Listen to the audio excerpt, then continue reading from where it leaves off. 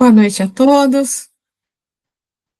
Esperamos que todos estejam bem, na paz e em nome de Jesus Cristo. Sejam todos muito bem-vindos a mais uma reunião aqui do nosso NEP Gisiel, em parceria com o Espiritismo.net.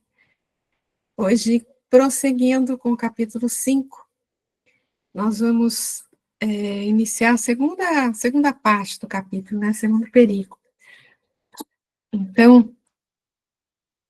Então, deixa eu colocar aqui, peraí. Então, vamos lá. Então, a gente vai dar uma lida, né, nessa segunda parte, na lida inteira, depois a gente volta para o início.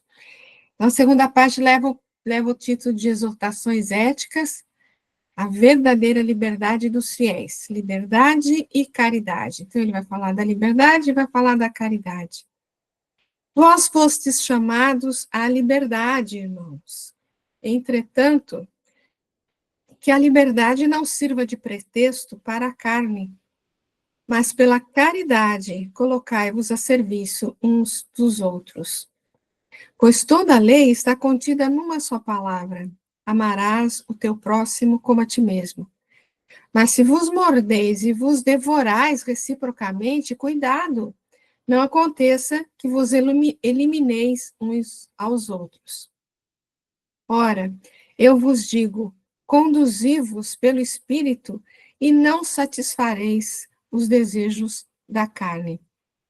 Pois a carne tem aspirações contrárias ao Espírito, e o Espírito contrárias à carne. Eles se opõem reciprocamente, de sorte que não fazeis o que quereis.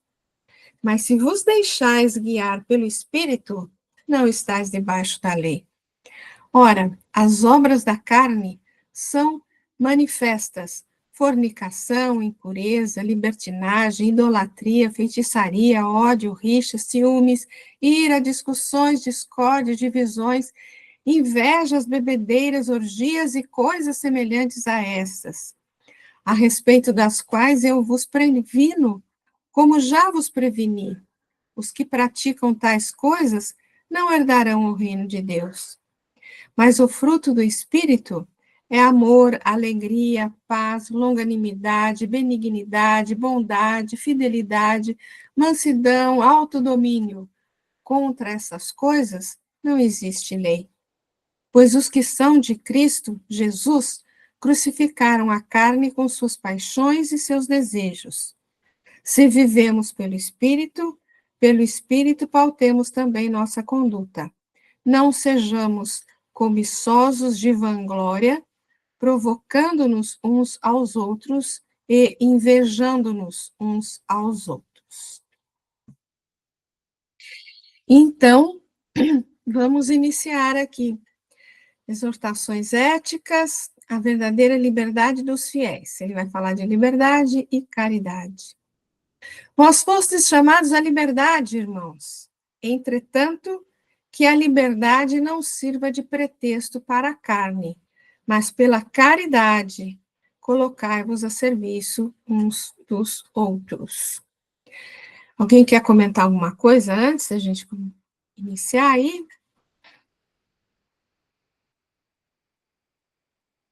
E quando ele fala de liberdade, no fundo, ele não está falando daquela liberdade de eu faço o que eu bem entendo e ninguém tem nada a ver com isso, né? Mas a liberdade ele vai falar essencialmente a liberdade com relação àqueles atos exteriores, liberdade do egoísmo, liberdade do orgulho, da vaidade, né? Ele vai falar dessas coisas, né? Mas vamos ler um pouquinho, então. Chamados à liberdade. Está ali em cima em vermelhinho o versículo, né? Vós fostes chamados à liberdade. A conquista da liberdade em si já é um ato de liberdade da criatura, que é livre para escravizar-se à matéria e às paixões ou para aceitar o chamado do Senhor e da vida à liberdade real. Quer dizer, você tem liberdade, você tem seu livre-arbítrio, né? Você tem liberdade tanto para escolher seguir Jesus, como para escolher não segui-lo, né, e escravizar-se à matéria, às paixões, né? Amém, amém, amém. Vos digo que todo aquele que pratica o pecado é escravo do pecado. O escravo não pertence para sempre na casa, o filho permanece para sempre. Comentários, gente?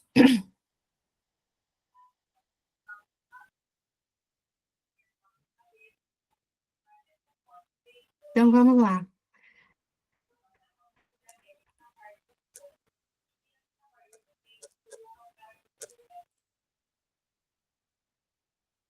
Então, vamos lá. Ora, está nas tuas mãos. Espera um pouquinho só, deixa eu. Espera aí. Ora, está nas tuas mãos libertar-se de tal influência da matéria, desde a vida atual. Ele tem o livre-arbítrio, tem, por conseguinte, a faculdade de escolher entre o fazer e o não fazer. Dome suas paixões animais, não alimente ódio, nem inveja, nem ciúme, nem orgulho. Não se deixe dominar pelo egoísmo. Purifique-se, nutrindo bons sentimentos. Pratique o bem. Não ligue às coisas desse mundo importância que não merecem. E então, embora revestido do invólucro carnal, já estará depurado, já estará liberto do jugo da matéria. E quando deixar esse invólucro, não mais lhe sofrerá influência. Isso está no livro dos Espíritos. Então, ele vai trabalhar com a liberdade aí nessa carta, tanto quanto aquelas questões exteriores, né, que tanto a gente já falou aqui, né, aqueles atos exteriores, mas também nesse aspecto aqui, né, de libertar-se seu espírito de tantas paixões animais, como ele coloca aí, né, do ódio, da inveja, do orgulho, etc., né. Então, é disso que ele vai tratar aqui também. O Senhor estabeleceu as gradações do caminho, instituiu a lei do próprio esforço na aquisição dos supremos valores da vida, e determinou que o homem lhe aceitasse os desígnios para ser verdadeiramente livre, mas a criatura preferiu atender à sua condição de inferioridade e organizou o cativeiro. Isso está num texto de Emmanuel que a gente já leu aqui, acho que mais que uma vez, inclusive, que leva o título de A Quem Obedeces, ou A Quem Segues também, né? Sem comentários, por enquanto? Vamos lá? E aí, no versículo tá, vós fostes chamados à liberdade, irmãos. Entretanto, que a liberdade não sirva de pretexto para a carne.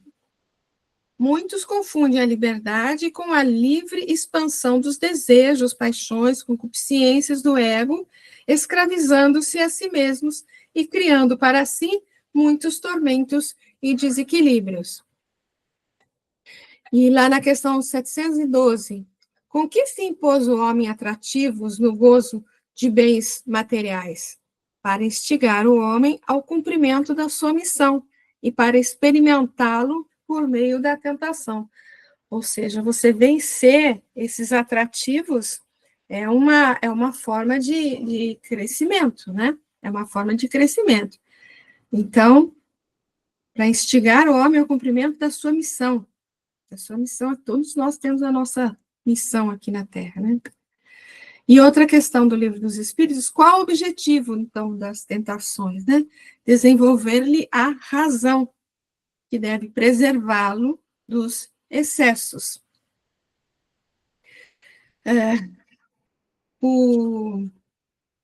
Em que consiste a felicidade da Terra, na Terra, é coisa tão efêmera para aquele que não tem a guiá-lo a ponderação que por um ano, um mês, uma semana de satisfação completa, todo o resto da existência é uma série de amarguras e decepções. É aquela coisa, né, por conta de ceder a alguns excessos, algumas questões aí dos gozos da, terra, da carne, como ele falou anteriormente aí, por conta de alguns momentos de satisfação carnal, você põe, às vezes, a perder uma encarnação, né? Seguimos? Vamos lá. Um trechinho aqui do Emmanuel. Nas sombras do eu, a liberdade do faço o que quero frequentemente cria a desordem e favorece a loucura. Na luz do Cristo, a liberdade do devo servir gera o progresso e a sublimação. Assimilemos do Mestre o senso da disciplina. Se quisermos ser livres, aprendamos a obedecer. Parece um paradoxo, né? Mas a questão do obedecer às leis divinas, né? É o que leva, no fundo, à liberdade, né? Liberdade das nossas paixões, dos nossos vícios, dos nossos hábitos antigos, né? Fala, querida.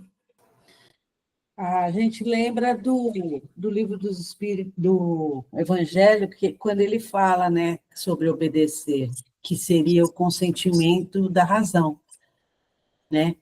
E a resignação seria o consentimento do coração. Então, quando a gente obedece com o consentimento da razão, é tudo de bom, né? É tudo de bom. Aí, esse obedecer aí é isso, né?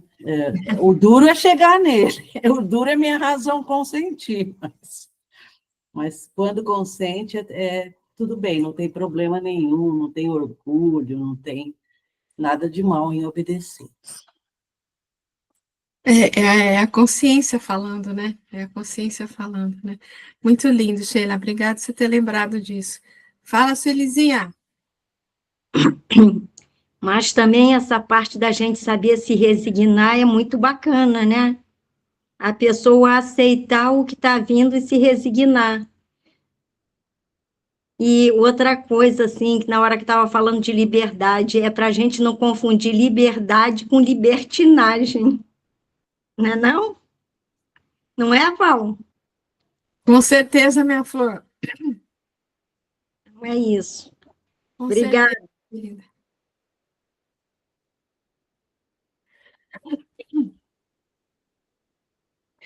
Prosseguindo mais um pouco, falando, o Emmanuel, tem dois textos do Emmanuel que ele comenta esse mesmo versículo. Primeiro está aqui, a gente vai ver o outro mais para frente.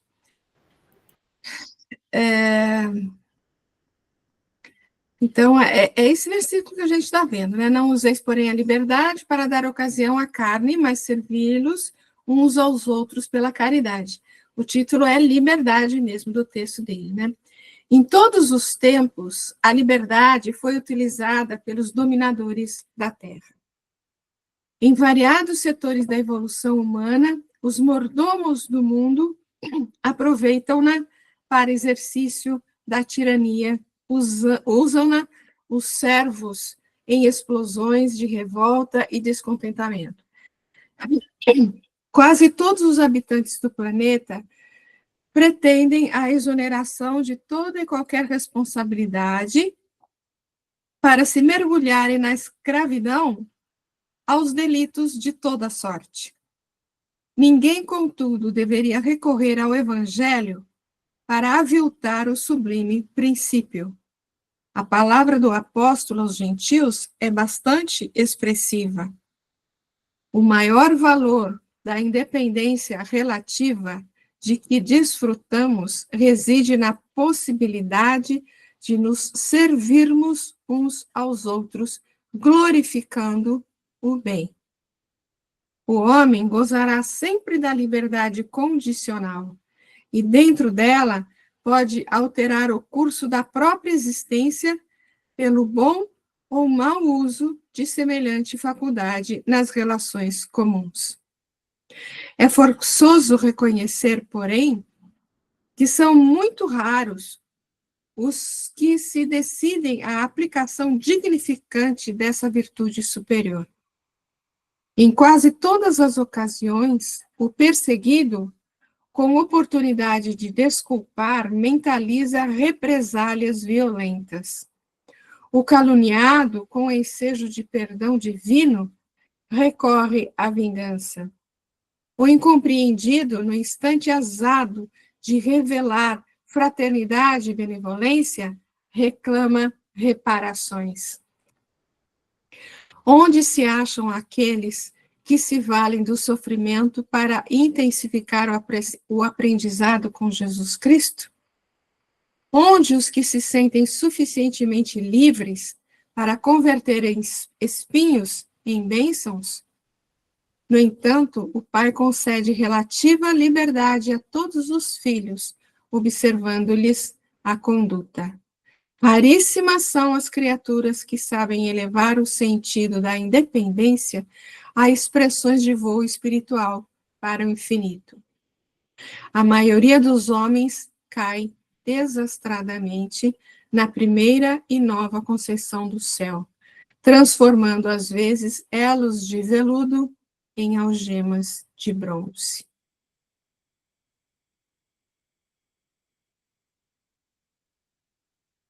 Brincadeira de criança, hein? Comentários, pessoal? Aqui ele fala um pouco, opa, desculpa. Ele fala um pouco do que a Suelizinha acabou de falar, do quão difícil é a resignação, né? Principalmente nesse set aqui, né? O quão difícil é a gente aceitar, às vezes, uma situação complicada que se volta para o nosso lado, né?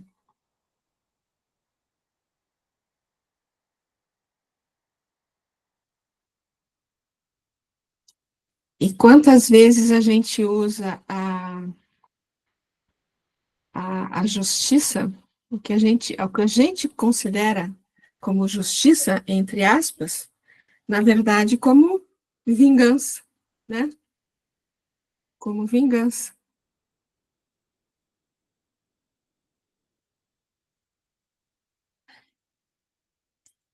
Tudo bem, pessoal? Prosseguimos mais um pouquinho? Então, vamos lá. No mesmo versículo, aí ele vai colocar a questão da caridade, né? Vós fostes chamados à liberdade, irmãos, entretanto, que a liberdade não sirva de pretexto para a carne, mas pela caridade, colocai-vos o serviço uns dos outros. Então, pela caridade.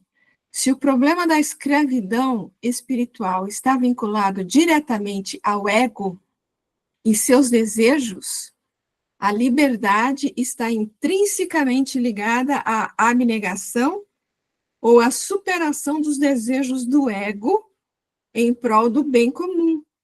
Em outras palavras, a caridade, em seu sentido mais profundo. Achei fantástico isso, porque se a questão da escravidão, né, realmente a nossa escravidão é com relação aos nossos assim, os nossos vícios, né, ao egoísmo, como ele está aqui diretamente ao ego, né, e seus desejos, ou seja, ao egoísmo, né, se libertar dessa questão é se voltar se voltar à caridade, realmente, né, é não se preocupar mais só consigo, né, mas se preocupar com os outros, né, se preocupar com os outros também, não só para mim, né, mas para os outros também. Igualmente, né? Vamos lá. O egoísmo é a fonte de todos os vícios, como a caridade o é de todas as virtudes. Destruindo um e desenvolver a outra, tal deve ser o alvo de todos os esforços do homem, se quiser assegurar a sua felicidade nesse mundo, tanto quanto no futuro. Kardec. Resumiu tudo aí, né? Resumiu tudo. E uma fala de Paulo, que está no Evangelho também. Submetei todas as vossas ações ao governo pela caridade, ao governo da caridade, desculpa, vou ler de novo. Submetei todas as vossas ações ao governo da caridade e a consciência vos responderá. Não só ela evitará que pratiqueis o mal, como também fará que pratiqueis o bem. Porquanto uma virtude negativa não basta, é necessário uma virtude ativa. Para fazer-se o bem, mister sempre se torna a ação da vontade. Para se não praticar o mal, basta, as mais das vezes, a inércia e a despreocupação.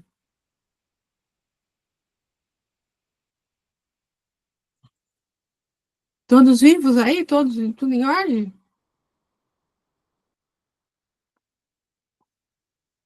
Fala, Didiminha.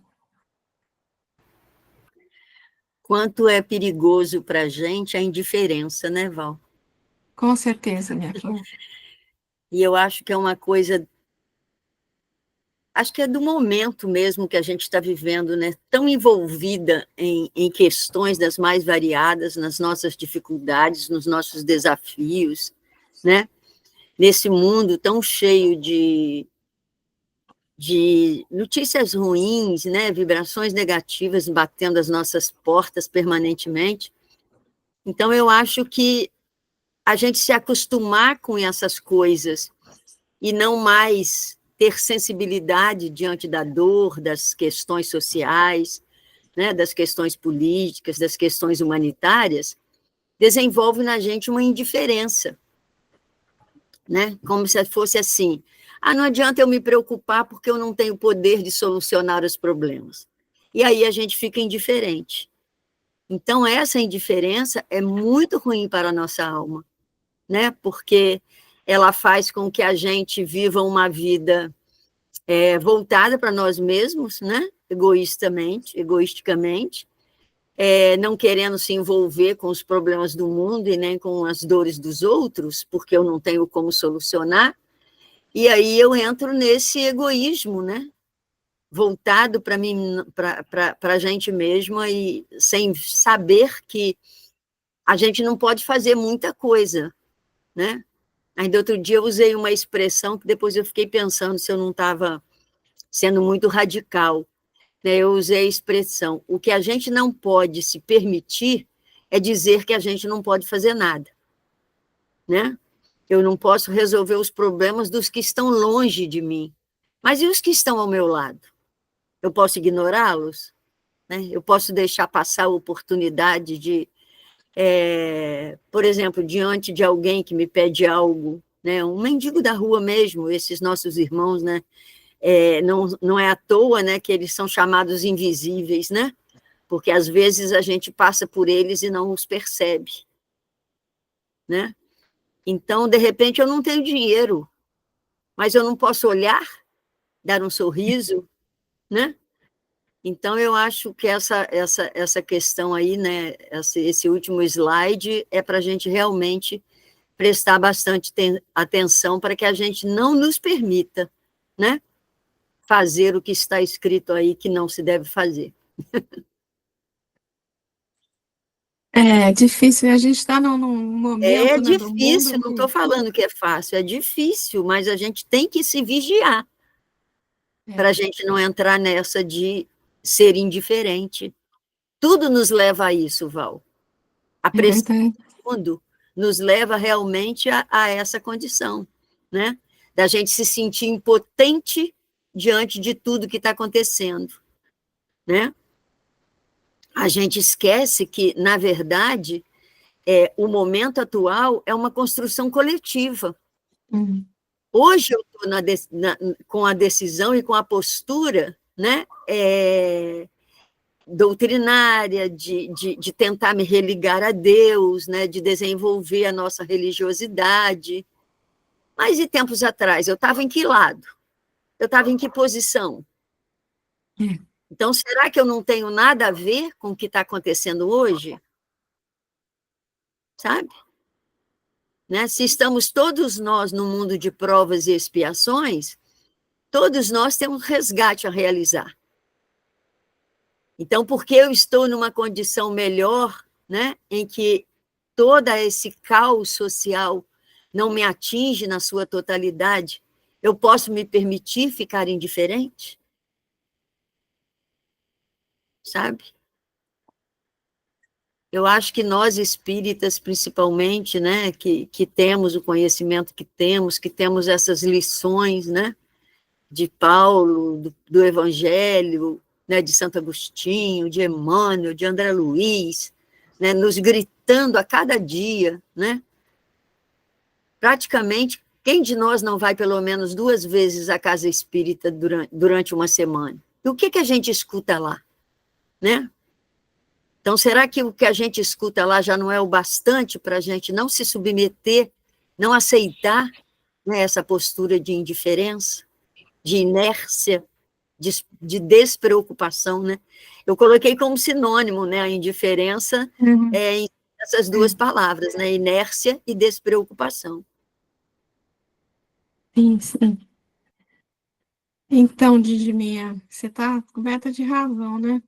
É que você falou uma coisa que eu acho muito importante. Eu não vou conseguir salvar, sei lá, a fome do mundo, né? Resolver a fome no mundo. Mas eu posso, talvez, auxiliar um que está próximo a mim, que está passando fome, né? Às vezes, e outra coisa que você falou, às vezes eu não tenho dinheiro, mas você pode dar um sorriso, como você próprio falou isso, né? Então, às vezes, a gente não tem condição material de fazer mas, algumas coisas, mas não é o essencial, né?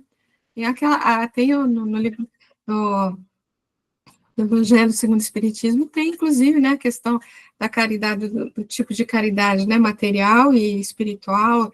Então, às vezes, você pode simplesmente conversar 2 minutos ali, às vezes, né? Enfim, o auxílio não é só questão material, né? Não é o auxílio que a gente pensa, a caridade, a gente tem que esquecer só da questão material, né?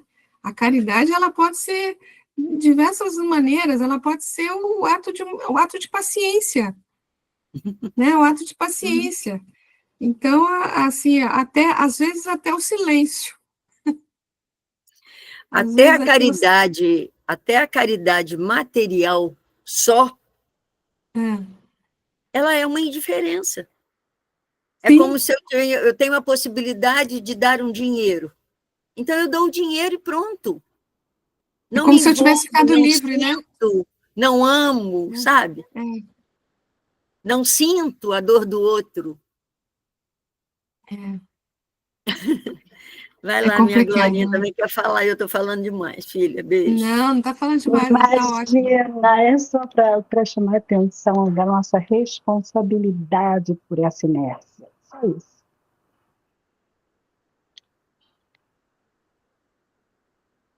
Ah, muito bom, gente, muito bom.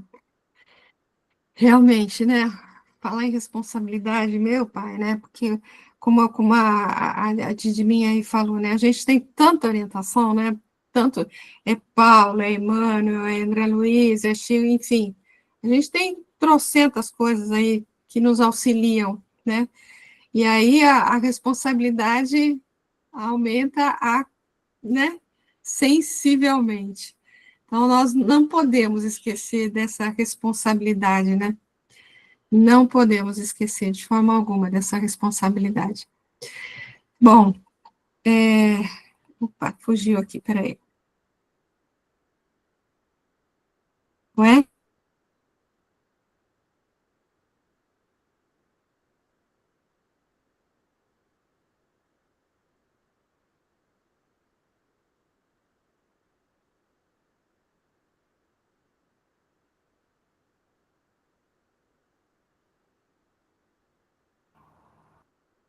Eu acho que a Val travou.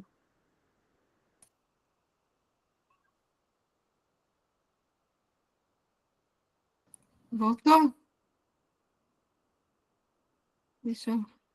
Não sei o que aconteceu aqui. Devo ter clicado sem querer aqui em alguma coisa. Espera um pouquinho só.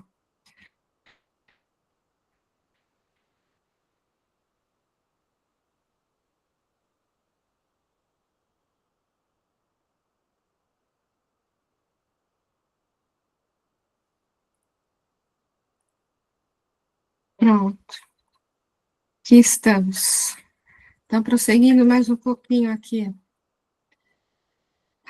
Ainda falando da questão da caridade, no finzinho do versículo tem a serviço uns dos outros, né? Então, colocar-se a serviço dos outros com a renúncia e a doação de si mesmo é mais legítima forma de caridade e os caminhos da verdade e o caminho da verdadeira libertação do egoísmo e de todos os males que ele gera. Vou ler de novo. Colocar-se a serviço dos outros com a renúncia e a doação de si mesmo é mais legítima forma de caridade e o caminho da verdadeira libertação do egoísmo e de todos os males que ele gera. Continua no mesmo raciocínio do anterior, né? Entre vós não é assim, mas quem quiser tornar-se o maior entre vós, seja o vosso servidor. E quem quiser ser o primeiro entre vós, será o servo de todos. Pois o Filho do Homem não veio para ser servido, mas para servir e dar a sua vida em resgate de muitos. Isso está em Marcos. Bom, seguindo aqui mais um pouquinho. Também no Livro dos Espíritos, né? Postos de lado os defeitos e os vícios, acerca dos quais ninguém se pode equivocar, qual o sinal mais característico da imperfeição? O interesse pessoal. Frequentemente, as qualidades morais são como num objeto de cobre, a douradura que não resiste à pedra de toque. Pode um homem possuir qualidades reais que levem o mundo a considerá-lo homem de bem, mas essas qualidades, conquanto assinalem um progresso, nem sempre suportam certas provas, e às vezes basta que se fira a corda do interesse pessoal para que o fundo fique a descoberto. O verdadeiro desinteresse é coisa ainda tão rara na Terra que, quando se patenteia, todos o admiram como se fora um fenômeno. Então, tantas vezes a pessoa pode ter muitas qualidades, né? Muitas qualidades, mas se num determinado momento for colocado em prova o seu interesse pessoal, muitas vezes ele vai cair, né? É como o Emmanuel sempre fala, né? O egoísmo é realmente a pior das nossas deficiências, né? E qual a mais meritória de todas as virtudes? Toda virtude tem seu mérito próprio, porque todas indicam progresso na senda do bem. A virtude sempre que há uma resistência voluntária ao arrastamento dos maus pendores. A sublimidade da virtude, porém, está no sacrifício do interesse pessoal pelo bem do próximo, sem pensamento oculto. A mais meritória é a que assenta na mais desinteressada caridade.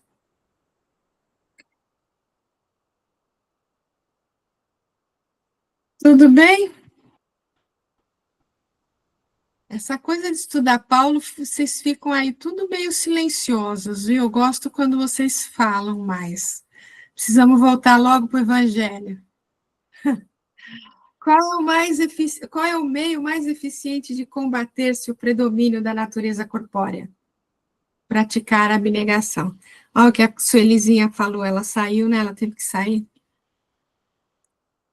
Para atingir a glória divina a que estamos destinados, é preciso saibamos renunciar conscientemente à nossa própria emancipação, sustentando-nos no serviço espontâneo em favor dos outros, porquanto somente através da nossa voluntária rendição ao dever, por amor dos nossos próprios deveres, é que realmente alcançaremos a auréola da liberdade vitoriosa.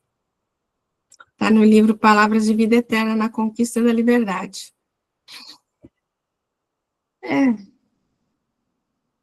E o texto, que é o outro texto do Emmanuel, que eu falei que ele comenta esse mesmo versículo. E é em torno da liberdade. O outro também fala, o título era só liberdade, né? Quanto mais se agiganta a evolução intelectual da Terra, mais se propalam reclamos em torno da liberdade. Há povos que se batem por liberdade mais ampla. Aparecem os chamados campeões da liberdade, levantando quartéis de opressão e esfogueadas legendas de rebeldia. Falam-se em mais liberdade para a juventude, pede-se liberdade para a criança. No entanto, basta uma vista de olhos nas máquinas aperfeiçoadas do mundo moderno para que se reconheça o impositivo inevitável da disciplina. O automóvel chispa vencendo barreiras, mas se o motorista foge do equilíbrio ao volante ou se desobedece aos sinais do trânsito, o acidente sobrevém. O avião devora distâncias, transportando o homem através de todos os continentes no espaço de poucas horas. Todavia, se o piloto não atende aos planos traçados na direção, o desastre não se faz retardio. Louvemos a liberdade, sim, mas a liberdade de construir, melhorar, auxiliar, elevar. Ninguém na Terra foi mais livre que o Divino Mestre, livre até mesmo da posse, da tradição, da parentela, da autoridade.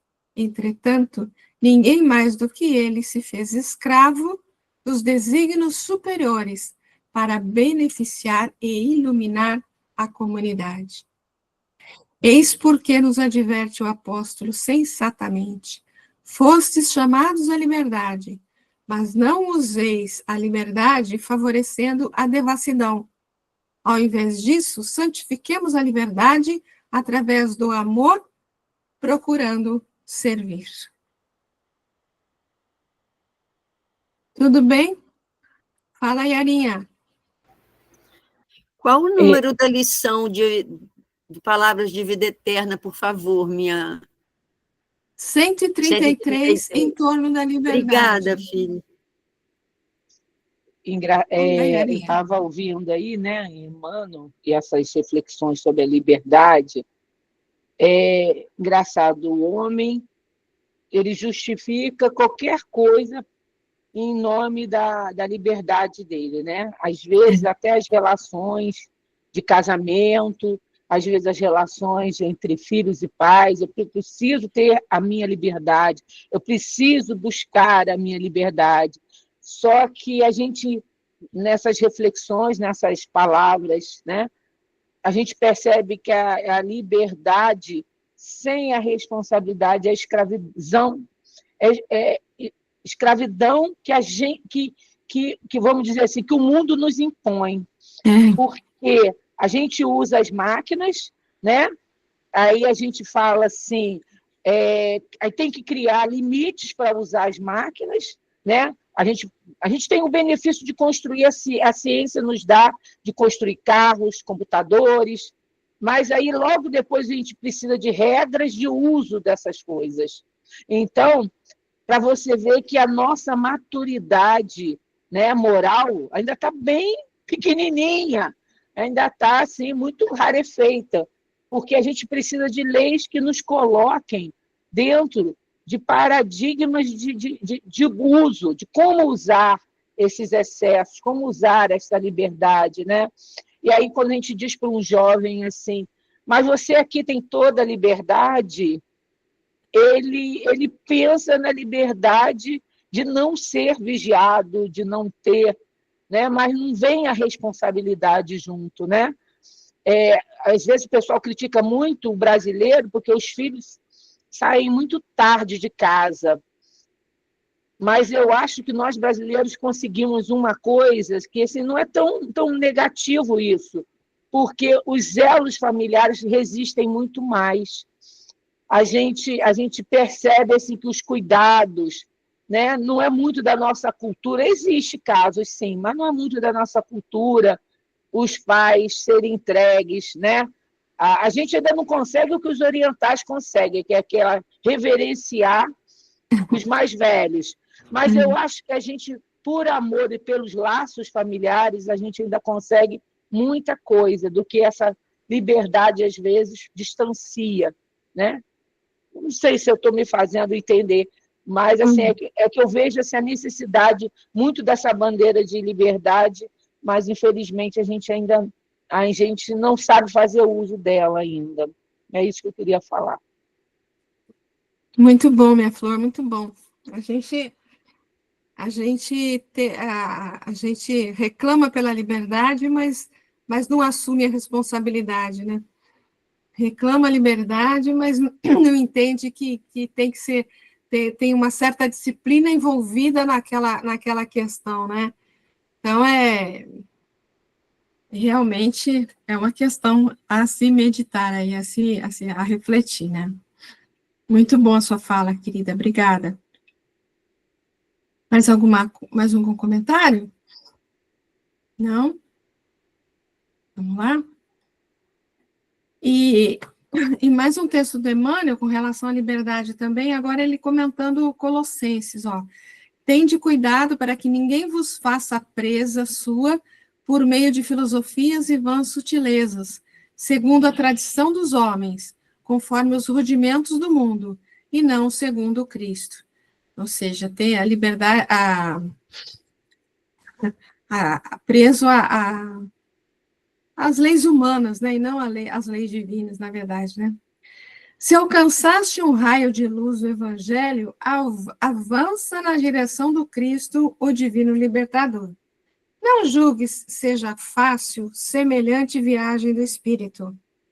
Encontrarás em caminho variados apelos à indisciplina e à estagnação. A indisciplina, que a Yarinha comentou, e a estagnação, que a Didiminha comentou, né? Serás surpreendido a cada passo pelos sofistas da religião, pelos falsários da filosofia, pelos paranoicos da ciência e pelos dilapiladores da história, empavesados nas engenhosas criações mentais em que encarceram a própria vida, buscando atrelar-te o pensamento ao carro da argumentação filauciosa, a que se acolchetam famintos de louvor e de vassalagem. Meu Pai. Mutilando a revelação divina, desfigurando preceitos da verdade, abusando da inteligência ou fantasiando episódios furtados ao registro fiel do tempo, armam ciladas ou levantam castelos teóricos em que a sugestão menos digna te inclina à existência, à rebelião e ao pessimismo, à viciação e à inutilidade. Atendendo quase sempre a interesses escusos, lisonjeiam-te a incipiência e incensando-te o nome, quando não se desmandam na vaidade, aliciando-te a decisão para que lhes engrosses o séquito da loucura. Acompanhando-os, porém, não te faças senão presa deles. Fâmula desditoso das ideias desequilibradas que emitem, no temerário propósito de se anteporem ao propósito, ao próprio Deus. Querem escravos para os sistemas falaciosos que mentalizam, quando Jesus deseja que faças livre para a conquista da própria felicidade. Acautela-te no trato com todos os que tudo te pedem no campo da independência espiritual, limitando-te à capacidade de sentir e pensar, empreender e construir, porquanto, em nos fazendo tributários da falsa glória em que se encasulam, relegam-nos à existência a planos de subnível, quando o Cristo de Deus, tudo nos dando em amor e sabedoria, nos ampliou a emoção e o conhecimento, a iniciativa e o trabalho, convertendo-nos em filhos emancipados da criação, para que tenhamos não apenas a vida, mas a vida santificada e abundante. Que coisa linda, né? Para isso que a gente tem que estudar, né, gente? Para a gente tem que estudar, tem que se, assim, ganhar muitos subsídios aí para a gente poder realmente ter uma fé raciocinada, para a gente poder ter o discernimento necessário quando alguém apresenta alguma novidade, alguma coisa, qualquer situação, né? Que a gente possa ter elementos para discernir se você vai realmente seguir aquilo, se você vai obedecer, entre aspas, aquilo, seguir aquilo de alguma forma, né? Ou não, né? Nós temos o nosso livre-arbítrio para isso, né? Muitas vezes, tantas coisas, hoje em dia, inclusive, muita coisa é apresentada para a gente das formas mais diversas possível, né? Cabe a nós decidir se a gente aceita ou não, se a gente segue ou não, né? Se a gente aprova ou não. É aquela coisa, tudo me é lícito, como é que é? Tudo me é lícito, mas nem tudo me convém, né? Então, que possamos, assim, que a gente possa se preparar para poder enfrentar todas essas sugestões. Aí a gente falou sobre sugestão semana passada, né? Que a gente possa enfrentar, entre aspas, todas essas sugestões e realmente discernir o que me favorece ou não, né? O que me é adequado ou não, né? Tudo bem, pessoal? Tudo? Passamos para outro versículo, então. Pois toda a lei está contida numa só palavra: amarás o teu próximo como a ti mesmo. No fundo, ele prossegue na mesma toada, né? Pois toda a lei aqui é uma referência à lei divina, porque muitas vezes ele se referiu à lei aqui como sendo a lei de Moisés, com todos os seus atos exteriores, né? Mas aqui ele está se referindo à lei divina, realmente, né? A lei aqui é uma referência à lei divina, a lei de amor, com todos os seus desdobramentos e implicações, resume toda a lei divina. Na definição espírita, fora da caridade não há salvação. Amarás o Senhor, e é o primeiro maior mandamento aqui embaixo, né? Amarás o Senhor teu Deus com todo o teu coração, com toda a tua alma e com toda a tua mente. Este é o primeiro e o grande mandamento. O segundo, semelhante a este, amarás o teu próximo como a ti mesmo. Nesses dois mandamentos está dependurada toda a lei e os profetas.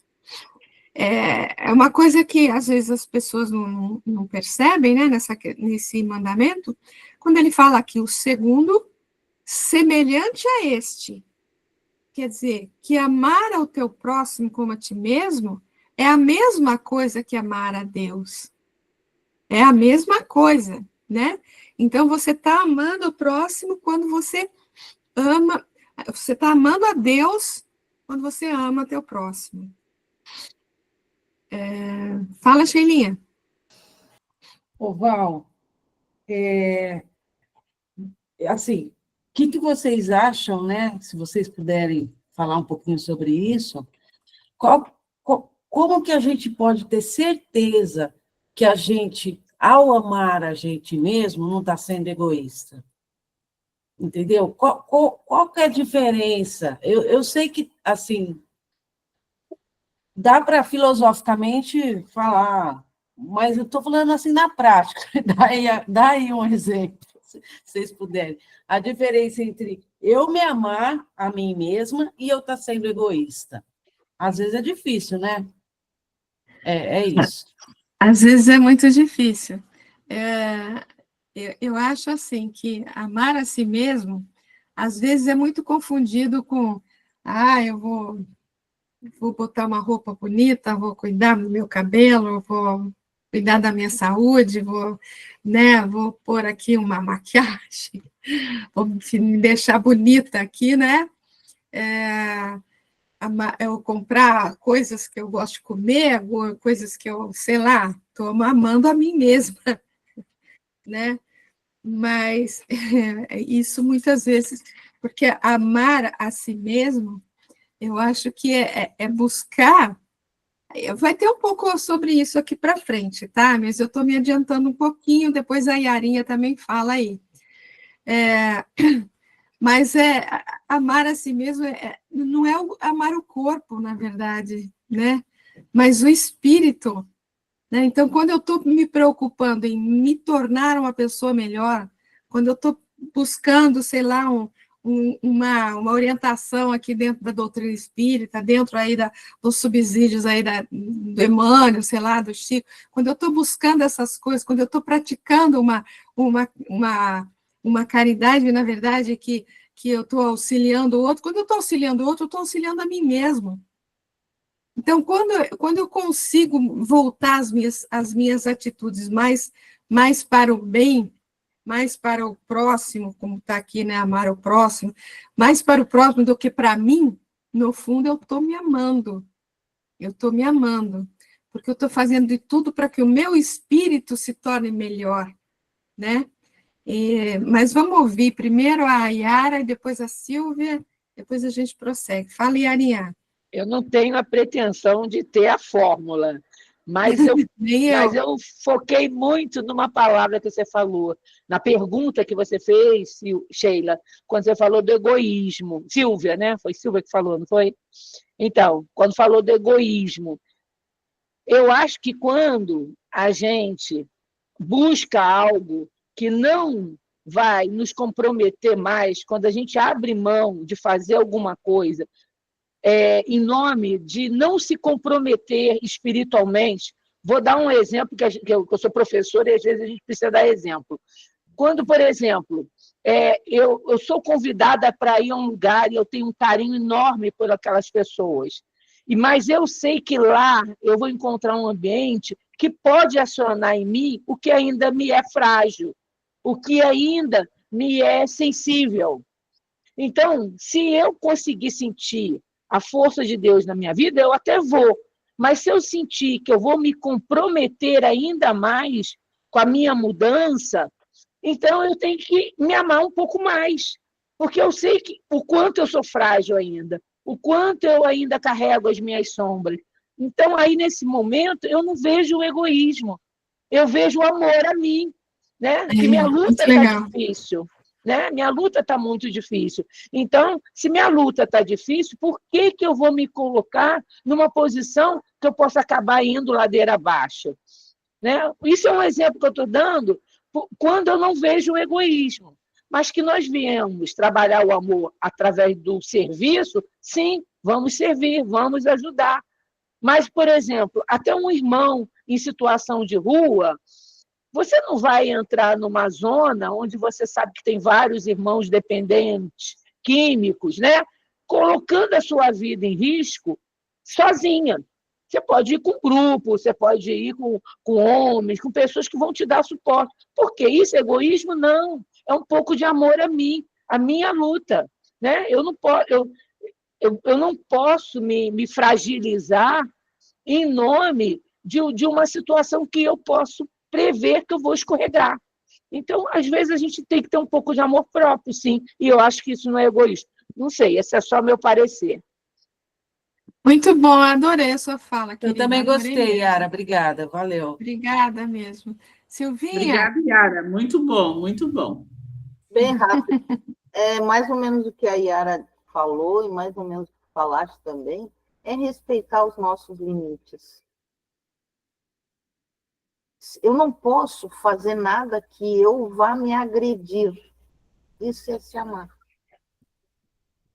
Eu posso doar para o outro, vou.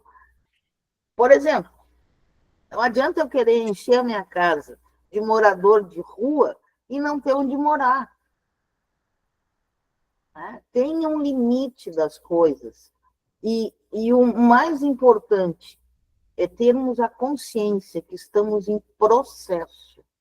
Não somos e não seremos. Eu, talvez, daqui a 5.500, 5.800 reencarnações, eu consigo melhorar um pouquinho, né? Mas nós não somos anjos. Podemos até chegar um dia, mas nós temos que nos respeitar, gente. Amor próprio, se amar é se respeitar. É isso. Muito bom, linda, muito bom mesmo, Silvinha. Obrigada, querida. Mas vamos. Mas como a Yara falou, receita de bolo realmente difícil, viu? Mas vamos ler um pouquinho mais aqui, ó. Não se pode verdadeiramente. Didimia, você quer falar? Quer falar alguma coisa, Didima? Não, meu amor, não. Pode seguir, filhinha. Não se pode verdadeiramente amar a Deus sem amar o próximo, nem amar o próximo sem amar a Deus. Logo, tudo o que se faça contra o próximo, o mesmo é que fazê-lo contra Deus. Não podendo amar a Deus nem praticar a caridade para com o próximo, todos os deveres do homem se resumem nessa máxima. Fora da caridade não há salvação. E uma fala do Paulo: meus filhos, na máxima, fora da caridade não há salvação, estão encerrados os destinos dos homens na terra e no céu. Na terra, porque à sombra desse estandarte, eles viverão em paz. No céu, porque os que houverem praticado acharão graças diante do Senhor. Essa divisa é o fasto celeste, a luminosa coluna que guia o homem no deserto da vida, encaminhando para a terra da promissão. E o está contida ali, né? Toda lei está contida numa só palavra. Embora a lei divina possa ser resumida na lei de amor, é preciso desdobrar suas implicações de modo a torná-las mais claras e acessíveis, favorecendo a sua aplicação. Eis um dos propósitos da doutrina espírita. Aliás, é o que Emmanuel faz sempre, né? Porque eu já comentei aqui, impressionante como ele começa, quantas vezes ele pega um assunto e ele vai citando um monte de exemplos que a gente podia ficar até contente com a primeira frase dele, mas ele cita vários exemplos para a gente relembrar que naquela situação também acontece aquela mesma situação que ele tá falando lá em cima, né? Então, Emmanuel sempre desdobra aí as explicações dele, né? E é isso que peço, que vosso amor cresça cada vez mais em conhecimento e em sensibilidade. Que o vosso amor cresça em conhecimento, né? Como a gente comentou anteriormente, né? Porque diante de tantas sugestões, né, que a gente estava falando, tantas sugestões que a gente tem no dia de hoje, nos dias de hoje, se a gente não tiver um subsídio forte aqui para decidir, né, o que me é adequado ou não, então que o nosso amor cresça em conhecimento e em sensibilidade. Crescendo em conhecimento, vai crescer também a nossa sensibilidade para aceitar ou não, aprovar ou não alguma questão, né? Didiminha?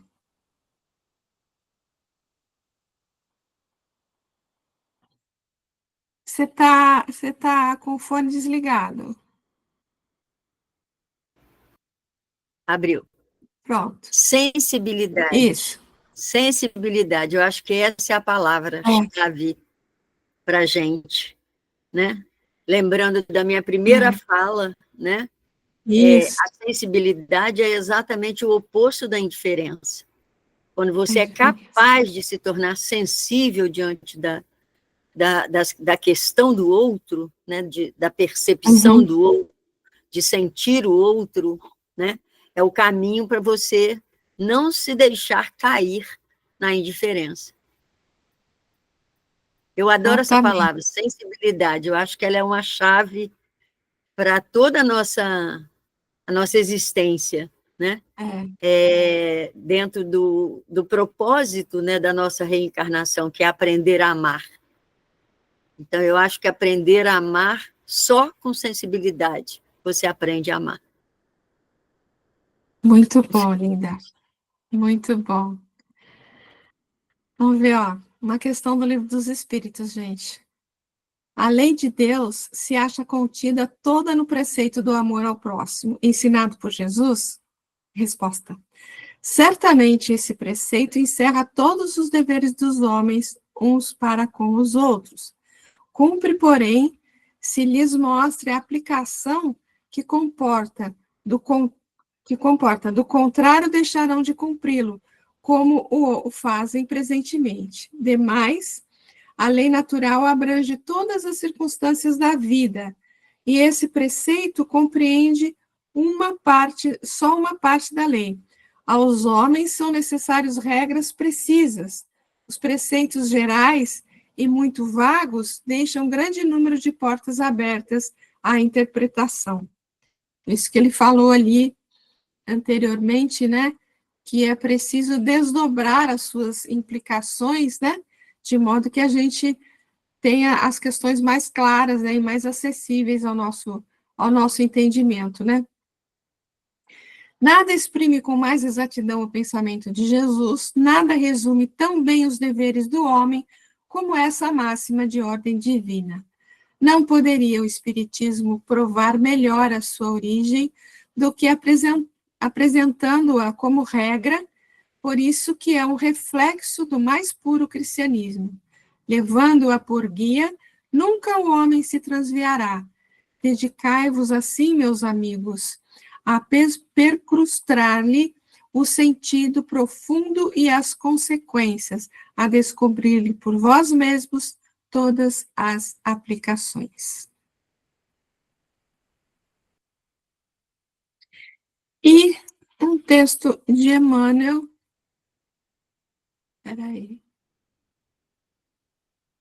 um texto do Emmanuel, que ele comenta Filipenses, que é aquela frase que está ali anteriormente: peço que vossa caridade abunde mais em ciência e em todo o conhecimento. Não é bem aquilo, mas é derivado daquilo, né? A caridade é invariavelmente sublime nas menores manifestações. Todavia, inúmeras pessoas muitas vezes procuram limitá-la, ocultando-lhe o espírito divino. Muitos aprendizes creem que praticá-la é apenas oferecer dádivas materiais aos necessitados de pão e teto. Caridade, porém, representa muito mais que isso para os verdadeiros discípulos do Evangelho. Em sua carta aos Filipenses, oferece Paulo valiosa assertiva com referência ao assunto. Indispensável é que a caridade do cristão fiel abunde em conhecimento elevado. Certo benfeitor distribuirá muito pão, mas se permanece deliberadamente nas sombras da ignorância, do sectarismo ou da autoadoração, não estará faltando com o dever de assistência caridosa a si mesmo? Espalhar o bem não é somente transmitir facilidades de natureza material. Muitas máquinas, nos tempos modernos, distribuem energia e poder automaticamente. Caridade essencial é intensificar o bem, sob todas as formas respeitáveis, sem olvidarmos o imperativo de autossublimação para que outros se renovem para a vida superior, compreendendo que é indispensável conjugar, no mesmo ritmo, os verbos dar e receber, e saber. Muitos crentes preferem apenas dar, e outros se circunscrevem simplesmente em saber. As atividades de todos os benfeitores dessa espécie são úteis, mas incompletas. Ambas as classes podem sofrer presunção venenosa. Bondade e conhecimento, pão e luz, amparo e iluminação, sentimento e consciência são arcos divinos que integram os círculos perfeitos da caridade. Não só receber e dar, mas também ensinar e aprender.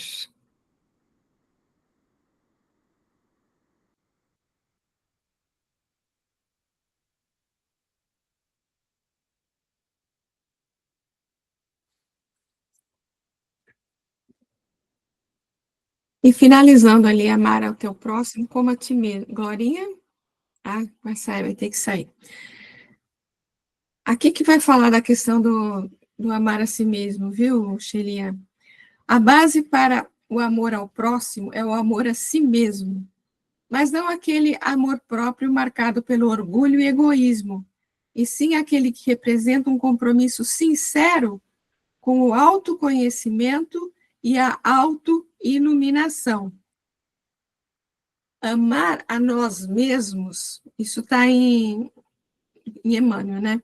Amar a nós mesmos não é consagrarmos a vida à exaltação absoluta do corpo de carne, que ao homem serve de veículo provisório na luta redentora da terra. Certo também quanto devemos atenção e assistência a qualquer máquina útil. Não podemos relaxar no cuidado que nos merece a vestimenta física. Entretanto, não nos cabe centralizar todos os objetivos da existência naquilo que, no fundo, seria a preservação da animalidade. Amarmos-nos, então, será atendermos ao justo imperativo de nossa habilitação espiritual para a vida eterna. Nesse sentido, é indispensável aproveitarmos o concurso valioso e eficiente da dor e da luta, do trabalho e do sacrifício, da aquisição de nossas melhores experiências para os círculos mais altos. Acho que tem mais um outro aqui. É interessante, Emmanuel tem caridade para conosco e caridade conosco, são dois textos. Não nos esqueçamos de que há também uma caridade que devemos a nós mesmos, a fim de que a caridade que venhamos a praticar à frente do mundo não se reduza à mera atitude de superfície. Caridade que nos eduque no Espírito do Senhor, cuja doutrina de luz abraçamos com o pensamento e com os lábios, e que, pouco a pouco, nos cabe esposar com toda a alma e coração. Ou seja, que busquemos o nosso conhecimento, a nossa elevação, né? E olha o outro. Um está no livro Atenção e outro está no livro Escrínio de Luz. Aqui é caridade conosco e ali é caridade para conosco. É preciso recordar o impositivo da caridade conosco, porque o nosso coração é uma taça que ainda trazemos repleta do veneno de nossos impulsos primitivistas, por tigrina recordação de outras eras. Purifiquemos, auxiliemos, esperemos, sirvamos, toleremos e humilhemo-nos, praticando a renúncia construtiva, na compreensão e na aplicação dos deveres que nos unem ao Evangelho do Cristo, e lavaremos o velho cálice de nossas emoções, substituindo os tóxicos da vaidade e do orgulho, da treva e do egoísmo, pela água viva do infinito bem, que passará, então, a jorrar de nossas vidas para benefício de todos. Caridade para com outros é dar o que retemos, caridade conosco é dar de nós.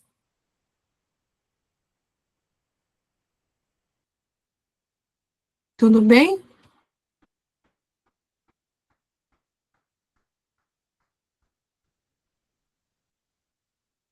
Seguimos mais um pouquinho? Fala, Yarinha. Não posso deixar de analisar aí, né?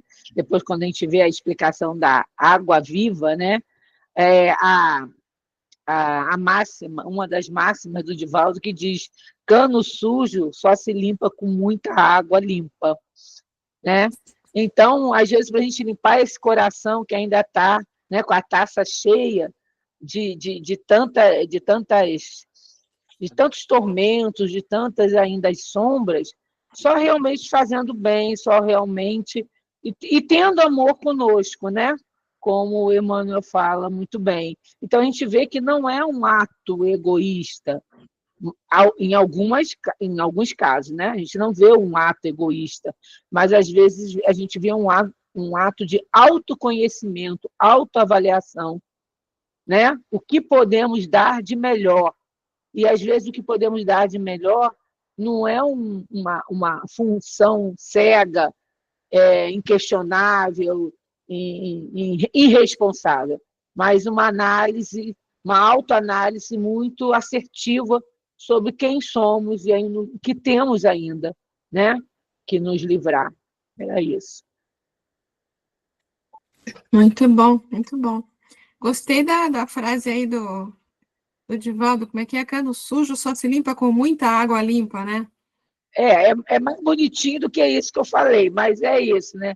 Para limpar cano sujo, só água limpa, muita água limpa. Então. Muita água limpa. Ou seja, para que a gente possa se desligar, né, de certos vícios do nosso egoísmo, é muita atitude no bem, muita atitude, né, em prol do outro, muita caridade, muita procura de conhecimento, né, de estudo, tudo isso, né? Que legal. E mais um, então. Mas se vos mordeis e vos devorais reciprocamente, cuidado, não aconteça que vos elimineis uns aos outros. Interessante essa fala dele, né? Porque esse mordeis e devorais aí, é lógico que a gente não pode levar o pé da letra, né? Em termos de se morder realmente, né? E se devorar. Mas no fato de se atacar de algumas das formas mais diversas possíveis, né? E o fato de eliminar não elimina no sentido de matar fisicamente, né? Mas tantas vezes você elimina o bom ânimo, elimina a força de vontade, a vontade de prosseguir, enfim, vamos ver aqui.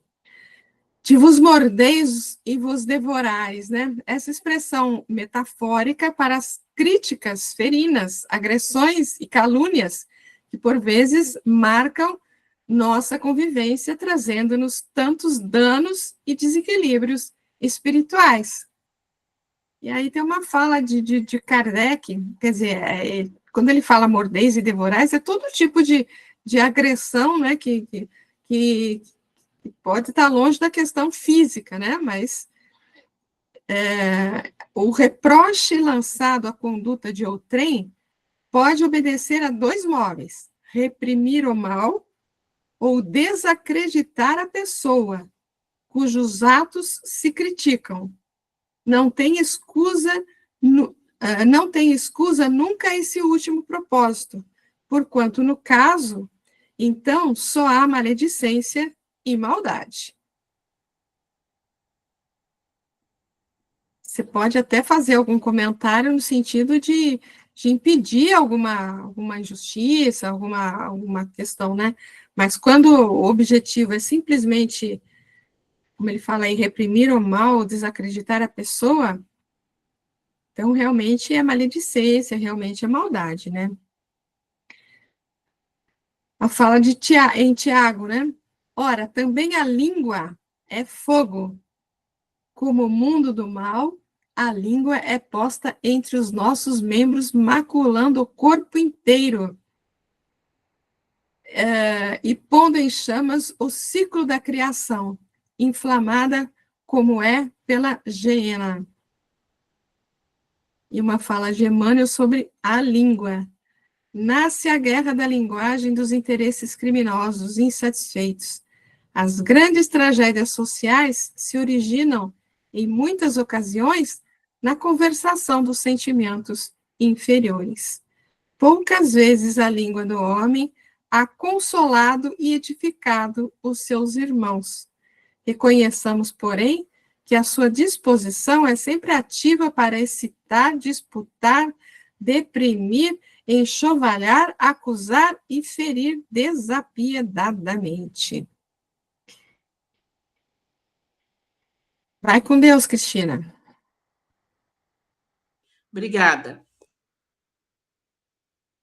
E uma fala do Emmanuel aqui, no Pão Nosso, que tem o título de Más Palestras. A conversação menos digna deixa sempre o traço da inferioridade por onde passou.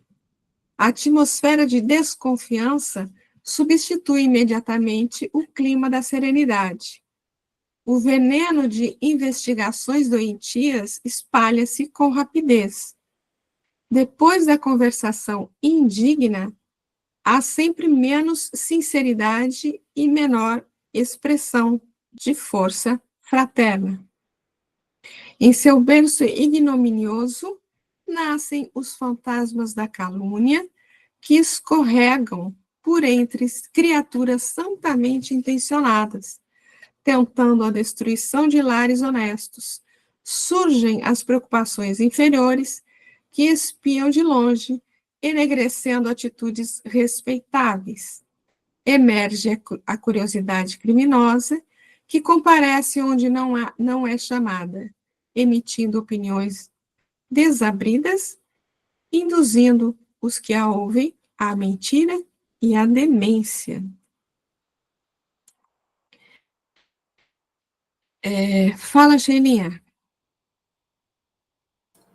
É interessante, né? Porque aí eu congelei, mas vocês estão me ouvindo, né? Estamos. Eu acho que o Paulo não usou aqueles dois termos, morder e... Devorar. E devorar, que são dois termos assim que remete aos animais, né? Ele não usou à toa, né? Porque acho que nenhum termo ele usa à toa. Sim. Mas aí o Tiago vem e levanta uma questão da fala, né? Que é genuinamente humana, os animais não a têm, né? E como ela pode ser muito destruidora também, né? Uma fala maledicente, ela pode ser mais destrutiva até do que morder e devorar, né? Enfim, como a gente usa os recursos, né? E o Paulo estava falando, não use os recursos que vocês têm de forma animalesca. Nós podemos mais do que isso, porque nós não somos animais, nós já podemos mais do que isso. No entanto, a gente também pode destruir bastante usando recursos genuinamente humanos. É só para, assim, só para refletir, não tenho conclusão nenhuma, só para refletir o que me ocorreu desses paralelos aí. Então, só voltando um pouquinho no texto, né? Mas se vos mordeis e vos devorais, porque ele estava alertando com relação a algumas pessoas, alguns judaizantes que tinham chegado ali e colocado uma interpretação equivocada, né? Então, ele está alertando, olha, você está vendo que está acontecendo isso, mas não é o caso de você utilizar a língua, entre aspas, né, os comentários, para denegrir todos aqueles que estão fazendo isso, né? Cuidado, né? Cuidado com os... Mesmo agora cientes do que está acontecendo, cuidado com os comentários que vocês vão fazer, cuidado com como vocês vão lidar com isso, né? Cuidado com o que vocês vão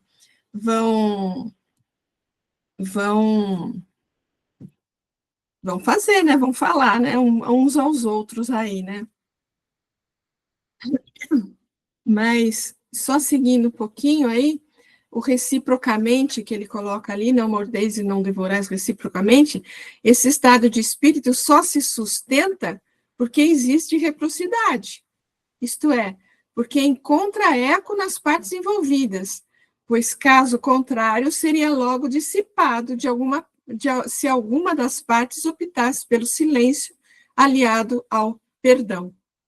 Quer dizer, você ouve alguma coisa, se você retruca, se você revida, você vai alimentar, né? Ou seja, existiu aí a reciprocidade, né? Se não houver a reciprocidade, a coisa acaba, né? Se sofreis das calúnias, abaixai a cabeça sob essa prova. Que te importam as calúnias do mundo? Se é puro o vosso proceder, não pode Deus vô-las compensar? Suportar com coragem as humilhações dos homens é ser humilde e reconhecer que somente Deus é grande e poderoso. Fácil? Absolutamente, né? Que é fácil. Absolutamente. Mas seria a melhor medida se nós nos amássemos, né? Se eu me preocupasse em amar a mim mesma, seria a melhor medida, né? Afinidade, no livro Roteiro. Estamos assimilando correntes mentais de maneira permanente, de modo imperceptível. É porque esse morder e devorar aí podem ser questões, assim, de sentimentos que você está emitindo, né? Pensamentos que você está emitindo também, né? Não é? Então, aqui ele trata sobre isso. Estamos assimilando correntes mentais de maneira permanente. De modo imperceptível, ingerimos pensamentos a cada instante, projetando em torno de nossa individualidade as forças que acalentamos em nós mesmos.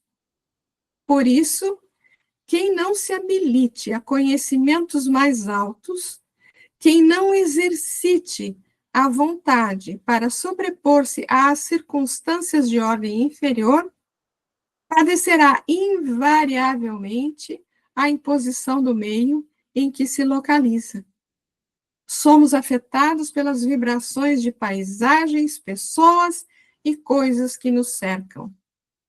Se nos confiamos às impressões alheias de enfermidade e amargura, apressadamente se nos altera o tônus mental, inclinando-nos à franca receptividade de moléstias indefiníveis.